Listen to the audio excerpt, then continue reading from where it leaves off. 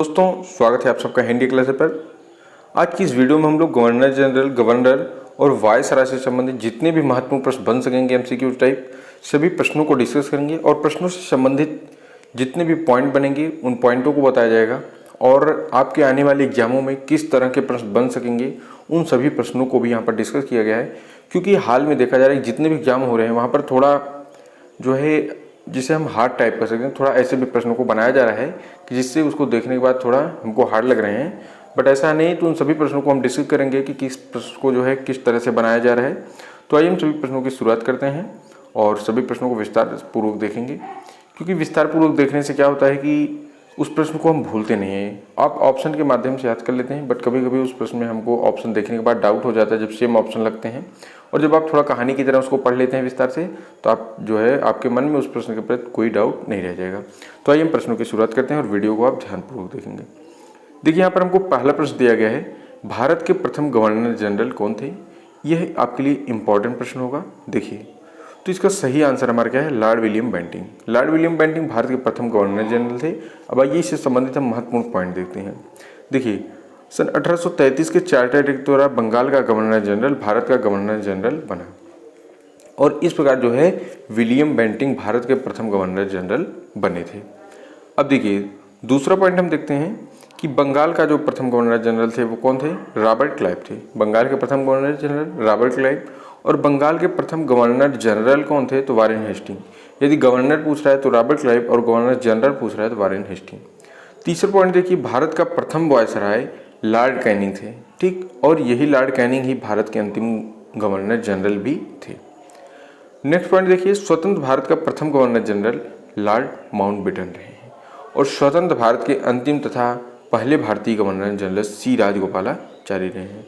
तो दोस्तों जो आपका हॉल में एग्जाम हो रहा है, इस एग्जाम में इस टाइप के प्रश्न पूछे जा रहे हैं। जैसे यहाँ पर दिया है स्वतंत्र भारत के प्रथम गवर्नर जनरल कौन थे, तो इसका आंसर है लॉर्ड माउंटबेटन। अब हम नेक्स्ट प्रश्न देखते हैं। अगला प्रश्न आपको दिया गया है, भारत में ब्रिटिश साम्राज्य का संस्थापक कौन था। तो इसका सही आंसर आपका क्या हो जाएगा, option C Lord Clive Bharat में ब्रिटिश साम्राज्य के संस्थापक रहे। देखिए इसको विस्तार से, भारत में ब्रिटिश साम्राज्य का संस्थापक लॉर्ड क्लाइव को माना जाता है। 23 जून सन 1757 को हुई प्लासी की लड़ाई में विजेता अंग्रेजी सेना का नेतृत्व करता लॉर्ड क्लाइव था। यानी 1757 ईस्वी में जो प्लासी की लड़ाई हुई थी उसके नेतृत्वकर्ता कौन थे, लॉर्ड क्लाइव थे।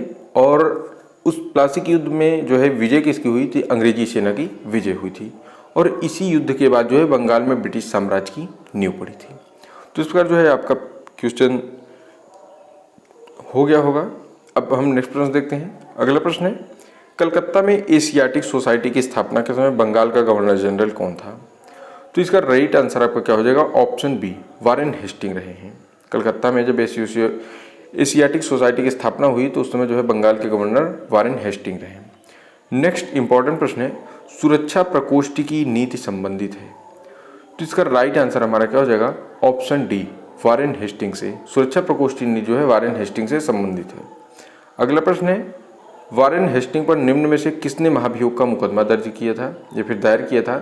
तो इसका राइट आंसर हमारा क्या हो जाएगा, ऑप्शन ए एडमंड बर्क ने इन पर महाभियोग का मुकदमा दायर किया था। क्यों किया था, आइए इसको हम देख लेते हैं। देखिए, पिट्स इंडिया एक्ट सन 1784 के विरोध में इस्तीफा देकर जबरन हेस्टिंग 1785 में इंग्लैंड पहुंचे तो एडमंड बर्क द्वारा उसके ऊपर महाभियोग का मुकदमा दायर किया, परंतु 1775 में वारेन हेस्टिंग के सभी आरोपों से मुक्त कर दिया गया था।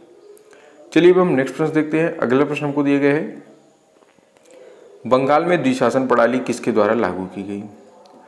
तो इसका राइट आंसर हमारा क्या हो जाएगा, ऑप्शन सी रॉबर्ट क्लाइव के द्वारा जो है बंगाल में द्विशासन प्रणाली लागू की गई थी।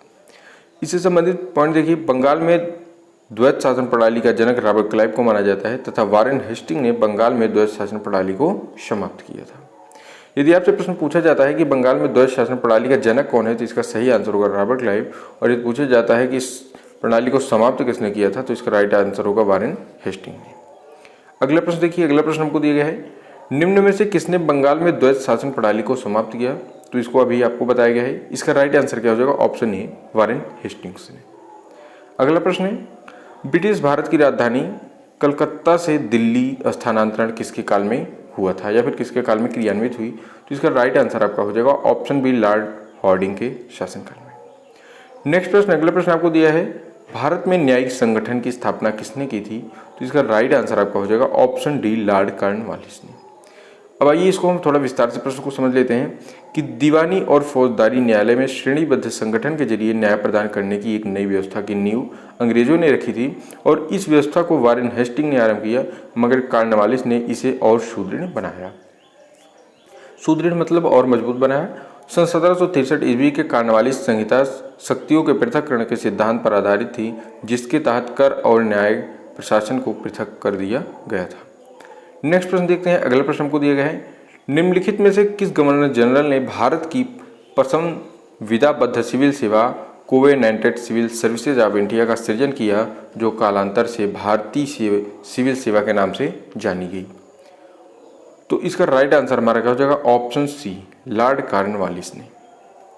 नेक्स्ट प्रश्न हम देखते हैं। अगला प्रश्न हमको दिया है, लॉर्ड कॉर्नवालिस का कब्र कहाँ स्थित है? तो इसका राइट आंसर हमारा क्या हो जाएगा? ऑप्शन ए, गाजीपुर में। दोस्तों अब आपके मन में आ जाएगा कि इनके कब्र के बारे में क्यों पूछा जा रहा है, तो देखिए इससे संबंधित पॉइंट देख लेते हैं, आपको डाउट क्लियर हो जाएगा। लॉर्ड कॉर्नवालिस की मृत्यु 5 अक्टूबर सन 1805 को गाजीपुर उत्तर प्रदेश में हुई थी और यहीं पर इनकी कब्र स्थित है। यह एकमात्र गवर्नर जनरल हैं जिनकी समाधि भारत में है और ऐसे कोई गवर्नर जनरल नहीं जिनकी समाधि जो है भारत में रही है। इसलिए जो है कभी कभी आपके एग्जामों में लॉर्ड कॉर्नवालिस के कब्र से संबंधित प्रश्न बन जाते हैं। नेक्स्ट प्रश्न देखते हैं। अगला प्रश्न आपको दिया गया है, लॉर्ड वेलेजली द्वारा लागू की गई सहायक संधि व्यवस्था के बारे में निम्नलिखित में से कौन सा कथन लागू नहीं होता है?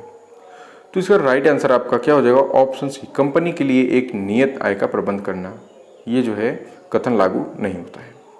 नेक्स्ट प्रश्न, अगला प्रश्न आपको दिया है, लॉर्ड वेलेजली की सहायक संधि को स्वीकार करने वाला पहला मराठा सरदार कौन था? इंपॉर्टेंट प्रश्न है। तो इसका राइट आंसर आपका क्या हो जाएगा? ऑप्शन बी, पेशवा बाजीराव द्वितीय।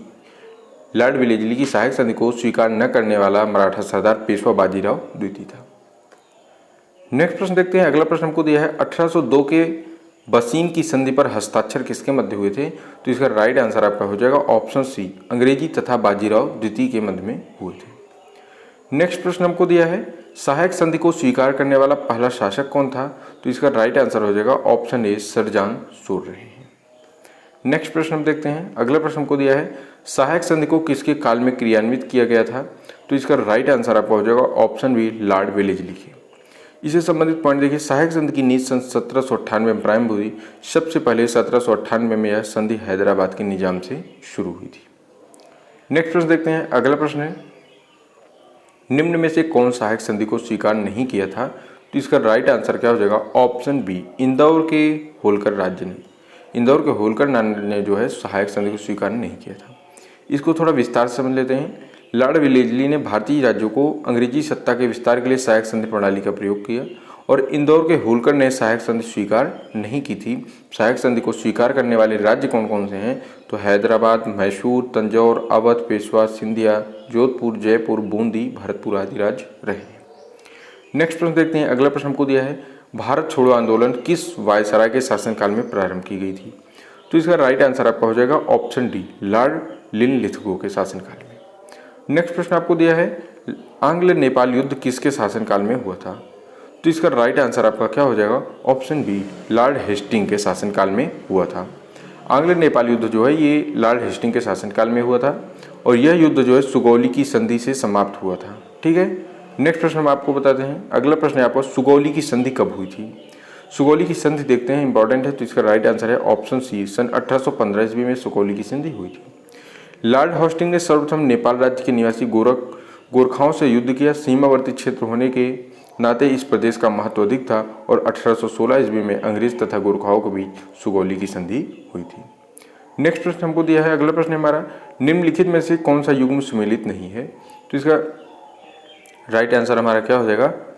तृतीय आंग्ल मराठा युद्ध। सॉरी, इसका राइट आंसर आपका हो जाएगा ऑप्शन डी, लॉर्ड कॉर्नवालिस, तृतीय आंग्ल मराठा युद्ध। तो तृतीय आंग्ल मराठा युद्ध जो है 1817 से 1818 के बीच लॉर्ड हेस्टिंग के समय में हुआ था, न कि लॉर्ड कॉर्नवालिस के समय में हुआ था। बाकी हेक्टर मोनरो के समय में बक्सर का युद्ध हुआ, लॉर्ड हेस्टिंग के समय में आंग्ल नेपाल युद्ध हुआ और लॉर्ड वेलेजली के समय में चतुर्थ आंग्ल मराठा युद्ध हुआ था। नेक्स्ट प्रश्न देखते हैं। अगला प्रश्न में दिया है, सर थॉमस मुनरो किन वर्षों में मद्रास में गवर्नर थे? तो इसका राइट आंसर आपका क्या है? ऑप्शन डी 1820 से 1827 ईस्वी। देखिए, सर थॉमस मुनरो 1820 से 27 ईस्वी तक मद्रास के गवर्नर रहे हैं, यानी 7 वर्षों तक, और दक्षिण भारत में भू राजस्व वसूली हेतु लागू की गई व्यवस्था रैयतवाड़ी व्यवस्था थी। इस व्यवस्था का जन्मदाता थॉमस मुनरो और कैप्टन रीड थे, जिन्होंने सर्वसम्मति तमिलनाडु के 12 महल जिले में लागू किया था। यानी जो रैयतवाड़ी व्यवस्था लागू की गई थी भू राजस्व की, इसके जन्मदाता कौन थे? थॉमस मुनरो और कैप्टन रीड थे। आपके एग्जाम में यहाँ से जरूर प्रश्न बनता है, आप इसको ध्यान रखिए, आप इसको कहीं पर लिख के रख सकते हैं।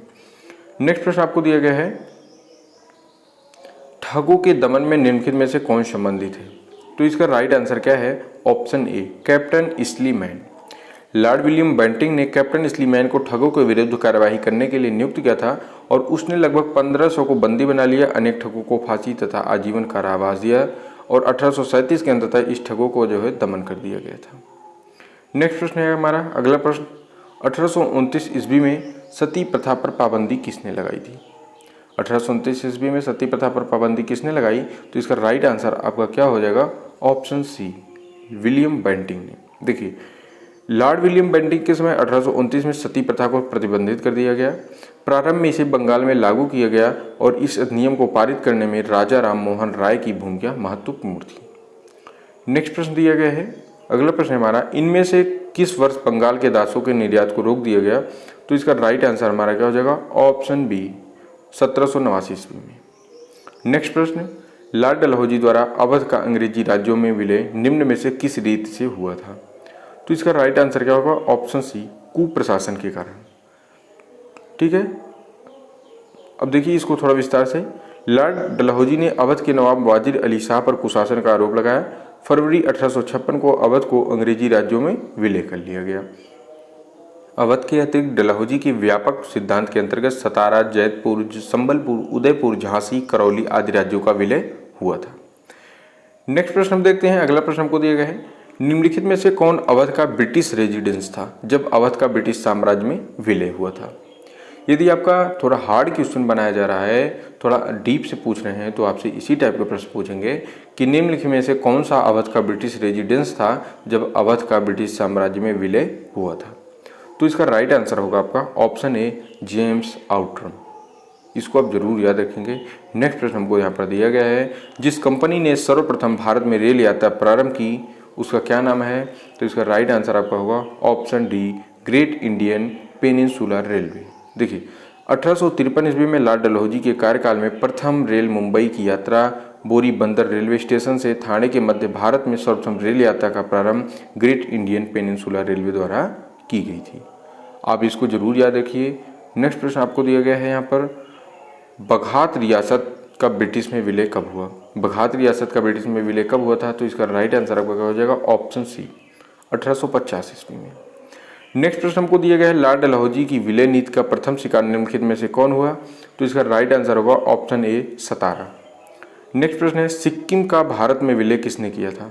सिक्किम का भारत में विलय किसने किया? तो इसका राइट आंसर आपका क्या हो जाएगा? ऑप्शन सी लॉर्ड डलहौजी ने। यह इंपॉर्टेंट प्रश्न है। अब अगला प्रश्न हम देखते हैं, अंग्रेजों द्वारा सिंध विजय संपन्न हुआ था। तो इसका राइट आंसर क्या हो जाएगा? ऑप्शन ए लॉर्ड एलेनबरो के समय में। गवर्नर जनरल लॉर्ड एलेनबरो के काल के दौरान अगस्त 1843 में सिंध को पूर्ण रूप से ब्रिटिश साम्राज्य में मिला लिया गया। यह प्रथम आंग्ल अफगान युद्ध का एक प्रमुख कारण बना था। नेक्स्ट प्रश्न है, अगला प्रश्न हमारा, पब्लिक वर्क्स डिपार्टमेंट को 1845 से 1855 के दौरान स्वरूप देने वाले थे। 1845 से 1855 के दौरान स्वरूप देने वाले कौन थे? तो इसका राइट आंसर हो जाएगा ऑप्शन ए डलहौजी रहे हैं, लॉर्ड डलहौजी। ठीक है, देखिए नेक्स्ट प्रश्न हम देखते हैं, विधवा पुनर्विवाह अधिनियम किसके शासनकाल में क्रियान्वित किया गया? तो इसका राइट आंसर होगा ऑप्शन बी लॉर्ड कैनिंग के शासनकाल में। ईश्वर चंद्र विद्यासागर के प्रयासों से लॉर्ड कैनिंग के समय 1856 को विधवा पुनर्विवाह अधिनियम लागू हुआ था। इसको आप याद रखेंगे, विधवा पुनर्विवाह अधिनियम कब लागू हुआ? तो 1856 ईस्वी में। नेक्स्ट प्रश्न है हमारा, अगला प्रश्न बनता है इसी टॉपिक से, 1 नवंबर 1858 को महारानी विक्टोरिया का घोषणा पत्र इलाहाबाद में पढ़कर किसने सुनाया था? इंपॉर्टेंट प्रश्न है, तो इसका राइट आंसर होगा ऑप्शन ए लॉर्ड कैनिंग ने। 1857 की क्रांति का सबसे महत्वपूर्ण परिणाम था महारानी की उद्घोषणा। यह उद्घोषणा जो है 1 नवंबर 1858 को इलाहाबाद में हुए दरबार में भारत का प्रथम वायसराय लॉर्ड कैनिंग द्वारा उद्घोषित की गई थी। नेक्स्ट प्रश्न हम देखते हैं। अगला प्रश्न में दिया है, निम्नलिखित में से कौन भारत के अंतिम गवर्नर जनरल और प्रथम वायसराय थे। यह इंपॉर्टेंट प्रश्न है। इस टाइप के प्रश्न आपके एग्जाम में जरूर पूछे जा सकते हैं, इसकी 100% संभावना है। तो देखिए इसका राइट आंसर क्या हो जाएगा, ऑप्शन सी लॉर्ड कैनिंग। यह भारत के अंतिम गवर्नर जनरल और भारत के ही प्रथम वायसराय रहे हैं। नेक्स्ट प्रश्न देखते हैं। अगला प्रश्न हमारा, अपने पुत्र के स्थान पर दूसरे उत्तराधिकारी को गोद लेने के अधिकार को पुनर्स्थापित किया था। तो इसका राइट आंसर होगा ऑप्शन डी, 1858 के सामग्री की घोषणा ने। नेक्स्ट प्रश्न है आपका अगला प्रश्न, महारानी विक्टोरिया को भारत की सामग्री नियुक्त किया गया। तो इसका राइट आंसर होगा ऑप्शन सी, 1877 ईस्वी में। अगला प्रश्न है, निम्नलिखित में से किस गवर्नर जनरल ने भारत में दास प्रथा को समाप्त किया था। तो इसका सही आंसर हमारा क्या होगा, ऑप्शन डी, लॉर्ड एलन बरो ने। यह इंपॉर्टेंट प्रश्न है, किस गवर्नर जनरल ने भारत में दास प्रथा को समाप्त किया था। तो सही आंसर क्या होगा, लॉर्ड एलन बरो ने। नेक्स्ट प्रश्न हमको दिया गया है, पेशवाई को कब समाप्त किया गया। जो पेशवाई थे इन्हें कब समाप्त किया गया। तो इसका सही आंसर हमारा क्या हो जाएगा, ऑप्शन बी, सन 1818 ईस्वी में पेशवाई को समाप्त कर दिया गया था। अगला प्रश्न हमको दिया गया, निम्नलिखित में से कौन चतुराईपूर्ण निष्क्रियता की नीति के साथ जुड़ा था। चतुराईपूर्ण निष्क्रियता क्या है, इसको हम आपको आगे समझाते हैं। तो पहले इसका सही आंसर देख लेते हैं कि चतुराईपूर्ण निष्क्रियता की नीति से कौन जुड़ा था। तो इसका सही आंसर हमारा हो जाएगा option C, John Lawrence. Next प्रश्न हमको दिया गया है, भारत में अंग्रेजों के समय प्रथम जनगणना हुई थी। भारत में अंग्रेजों के समय प्रथम जनगणना हुई थी। तो इसका सही आंसर हमारा क्या हो जाएगा, ऑप्शन बी, लॉर्ड मेयो के कार्यकाल में। लॉर्ड मेयो के कार्यकाल में भारत में अंग्रेजों के समय सबसे पहले जनगणना हुई थी। नेक्स्ट प्रश्न देखते हैं। अगला प्रश्न को दिया गया है, किस वायसराय की हत्या अंडमान निकोबार द्वीप समूह में हुई थी जब वे भ्रमण कर रहे थे, एक दंडित अपराधी द्वारा कर दी गई। यानी किस वायसराय की हत्या जो है अंडमान निकोबार द्वीप समूह में घूमते वक्त यानी भ्रमण कर रहे थे तब एक दंडित अधिकारी द्वारा कर दी गई थी। तो इसका सही आंसर हमारा क्या हो जाएगा, ऑप्शन ए, लॉर्ड मेयो द्वारा। नेक्स्ट प्रश्न हमको दिया है। अगला प्रश्न है हमारा, अफगानिस्तान के प्रति आक्रामक नीति किस वायसराय ने अपनाई थी। इंपॉर्टेंट प्रश्न है, तो इसका सही आंसर हो जाएगा लॉर्ड लिटन ने। लॉर्ड लिटन ने अफगानिस्तान के प्रति आक्रामक की नीति अपनाई थी, जो कि एक वायसराय थे। ठीक है। नेक्स्ट प्रश्न हमको दिया गया है, कौन भारत का वायसराय सबसे दीर्घ काल तक रहा, यानी सबसे लंबे समय तक रहा। तो इसका सही आंसर हमारा क्या हो जाएगा, ऑप्शन ए, लॉर्ड कर्जन जो है ये भारत के वायसराय जो हैं सबसे अधिक समय तक यानी दीर्घ काल तक रहे हैं। नेक्स्ट प्रश्न हमको दिया गया है। अगला प्रश्न हमारा, भारत में स्थानीय स्वायत्त शासन को किसने प्रस्तावित किया था। तो इसका सही आंसर हमारा क्या हो जाएगा, ऑप्शन सी, लॉर्ड रिपन ने। नेक्स्ट प्रश्न है। अगला प्रश्न हमको दिया गया है, निम्नलिखित में से किसे भारत में स्थानीय स्थायित्व शासन का जनक माना जाता है। तो इसका सही आंसर हमारा क्या हो जाएगा, ऑप्शन डी, लॉर्ड रिपन को। नेक्स्ट प्रश्न है। अगला प्रश्न है हमारा, भारतीय पुरातत्व सर्वेक्षण की स्थापना किसके काल में हुई थी। तो इसका सही ऑप्शन है ऑप्शन बी, लॉर्ड कर्जन के शासनकाल में भारतीय पुरातत्व सर्वेक्षण की स्थापना हुई थी। यह हमारा इंपॉर्टेंट प्रश्न है परीक्षा की दृष्टि से, इसको जरूर कहीं ना कहीं नोट कर लें। नेक्स्ट प्रश्न हमको दिया गया है, प्राचीन स्मारक संरक्षक एक्ट किस गवर्नर जनरल के कार्यकाल में पारित हुआ था। और प्राचीन स्मारक संरक्षण एक्ट क्या है, इसको हम आपको बताते हैं। पहले इसका सही ऑप्शन देख लेते हैं। तो इसका सही आंसर हमारा क्या हो जाएगा, ऑप्शन ए, लॉर्ड कर्जन के कार्यकाल में पारित हुआ था। देखिए, प्राचीन स्मारक संरक्षण अधिनियम 1904 के द्वारा लॉर्ड कर्जन ने भारत में पहली बार ऐतिहासिक इमारतों की सुरक्षा एवं मरम्मत को ध्यान देते हुए 50,000 पाउंड की धनराशि का आवंटन किया था। यानी इस अधिनियम के तहत जो है 50,000 पाउंड की धनराशि दी जाती थी, जिसमें इमारतों की सुरक्षा और मरम्मत का ध्यान दिया जाता था। चलिए अब हम नेक्स्ट प्रश्न देखते हैं। अगला प्रश्न हमारा, फूट डालो और राज्य करो की नीति किसने अपनाई थी। यह इंपॉर्टेंट प्रश्न है हमारा, इसको नोट करके रखेंगे कि फूट डालो और राज करो की नीति किसने अपनाई थी। तो इसका सही आंसर हमारा क्या हो जाएगा, ऑप्शन डी, यानी ए और बी दोनों, यानी लॉर्ड कर्जन और लॉर्ड मिंटो ने फूट डालो और राज्य करो की नीति अपनाई थी। नेक्स्ट प्रश्न दिया है। अगला प्रश्न हमारा, मुझे विश्वास है कि कांग्रेस अपने विनाश की तरफ जा रही है और मेरी यह बड़ी इच्छा भारत में रहती होगी कि इसमें शांतिप्रिय निधन के लिए इसका सहायक बनूं, यानी इसकी शांति की स्थापना करने के लिए इसका मैं सहायक बनूं, यह किसने लिखा था? तो इसका सही आंसर हमारा क्या हो जाएगा? ऑप्शन बी, लॉर्ड कर्जन ने। लॉर्ड कर्जन ने क्या कहा कि मुझे विश्वास है कि कांग्रेस अपने विनाश की तरफ जा रही है और मेरी यह इच्छा है कि भारत में रहते जो है इसके शांतिप्रिय निधन के लिए इसका सहायक मैं बनूं। इसको किसने लिखा है? तो इसका सही आंसर हो जाएगा लॉर्ड कर्जन ने। नेक्स्ट प्रश्न दिया गया है, अगला प्रश्न है हमारा, निम्नलिखित में से किस गवर्नर जनरल ने सबसे पहले पृथक निर्वाचन मंडल की व्यवस्था मुसलमानों को जीतने व उन्हें कांग्रेस के विरुद्ध करने के लिए इस्तेमाल की? तो इसका सही आंसर हमारा क्या हो जाएगा? ऑप्शन सी, लॉर्ड मिंटो ने। नेक्स्ट प्रश्न है हमारा, निम्नलिखित में से कौन भारत का एकमात्र यहूदी वायसराय था? यह इंपॉर्टेंट प्रश्न है हमारा कि कौन एकमात्र यहूदी जो है वायसराय था? तो इसका सही आंसर हमारा क्या हो जाएगा? Option D, Lord reading. यह एकमात्र जो है यहूदी वायसराय रहा है। नेक्स्ट प्रश्न है हमारा, अगला प्रश्न है, ब्रिटिश भारत की राजधानी को कलकत्ता से दिल्ली स्थानांतरित कब किया गया था या फिर किसके काल में हुआ था? तो इसका सही आंसर हमारा क्या हो जाएगा? ऑप्शन सी, लॉर्ड हॉर्डिंग के समय में। यह पहले भी एक बार प्रश्न पूछा जा चुका है। नेक्स्ट प्रश्न है हमारा, इंपीरियल कैडेट कॉर्प्स की स्थापना किसने की थी? तो इसका सही आंसर हमारा क्या हो जाएगा? ऑप्शन ए, लॉर्ड कर्जन ने। इंपीरियल कैडेट कॉर्प्स की स्थापना लॉर्ड कर्जन ने की और लॉर्ड कर्जन ने 1901 ईस्वी में इंपीरियल कैडेट कॉर्प्स की स्थापना की। इसका उद्देश्य देसी नरेशों के राजकुमारों एवं सामंतों के पुत्रों को सैनिक शिक्षा का प्रबंध करना था। देखिए, इंपीरियल कैडेट कॉर्प्स का उद्देश्य क्या था? तो जो देसी नरेश थे और राजकुमार, उनके सामंत के पुत्रों को सैनिक शिक्षा का प्रबंध करना था। नेक्स्ट प्रश्न है हमारा, अगला प्रश्न हमको दिया गया है, भारत में कर्जन के प्रशासन की तुलना औरंगजेब से किसके की थी? भारत में कर्जन के प्रशासन की तुलना औरंगजेब से किसने की थी? तो इसका सही आंसर हमारा क्या हो जाएगा? ऑप्शन डी, गोपाल कृष्ण गोखले ने की थी। नेक्स्ट प्रश्न दिया गया है, अगला प्रश्न हमारा और लास्ट प्रश्न है ये कि लॉर्ड हॉर्डिंग ने किस वर्ष बंगाल का विभाजन रद्द किया था? लॉर्ड हॉर्डिंग ने किस वर्ष बंगाल का विभाजन रद्द किया था? तो इसका सही आंसर हमारा क्या हो जाएगा? ऑप्शन सी, सन 1911 ईस्वी में। सन 1911 ईस्वी में लॉर्ड हॉर्डिंग ने जो है बंगाल का विभाजन रद्द कर दिया था। तो दोस्तों, इस प्रकार हमारा वायसराय, गवर्नर जनरल से बनने वाले जितने भी महत्वपूर्ण प्रश्न बन सकते थे सभी प्रश्नों को डिस्कस किया गया। और आप विश्वास रखिए कि आपका कोई भी एग्जाम हो, इस टॉपिक से इससे बाहर आपको कोई भी प्रश्न नहीं बनेगा। आपका ऑप्शन के माध्यम से पूछा जाए या विस्तार से माध्यम से पूछा जाए, इस वीडियो को देखकर आप जरूर अपने प्रश्नों को सॉल्व कर सकते हैं। और अभी तक जिस भी भैया बहन ने चैनल को सब्सक्राइब नहीं किया है तो सभी लोग चैनल को सब्सक्राइब जरूर कर दें ताकि हमारी प्रत्येक वीडियो मिलती रहे। मिलते हैं हम आपको एक नेक्स्ट वीडियो में एक नए टॉपिक के साथ। तब तक के लिए जय भारत।